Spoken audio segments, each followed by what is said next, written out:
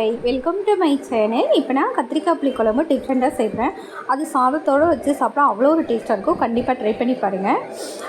வாங்க வீடியோக்குள்ளே போகலாம். இங்கே வந்து 2 கத்திரிக்காய் எடுத்திருக்கேன். அதை குட்டி குட்டியாக கட் பண்ணிக்கிறேன். இப்போ நல்லெண்ணெய் ஊற்றிருக்கேன். அதில் வந்து சின்ன வெங்காயம், இஞ்சி, பூண்டு, பச்சை மிளகாய் அதை நல்லா வணக்கிக்கோங்க. வணங்கினோன்னா அது கூடயே கொஞ்சமாக கடலப்பருப்பு ஆட் பண்ணிக்கோங்க. அதுவும் கோல்டன் கலர் வந்தோன்னே தேங்காய் ஆட் பண்ணிக்கோங்க. ஆட் பண்ணிவிட்டு நல்லா வணங்கி வந்தோடனே அதை ஆற விட்டுட்டு மிக்ஸி ஜாரில் மாற்றி நல்லா மையாக அரைச்சிடுங்க பேஸ்ட்டாக. இப்போ அதே கடாயில் எண்ணெய் ஊற்றிக்கோங்க. ஊற்றிட்டு கத்திரிக்காய் போடுங்க. போட்டு நல்லா வணக்கிக்கோங்க. இந்த கலர் வந்தோடனே கத்திரிக்காய் எடுத்துருங்க. அதே கடாயில் கடுகு உளுந்து போட்டுக்கோங்க. கருவேப்பிலை போட்டுக்கோங்க.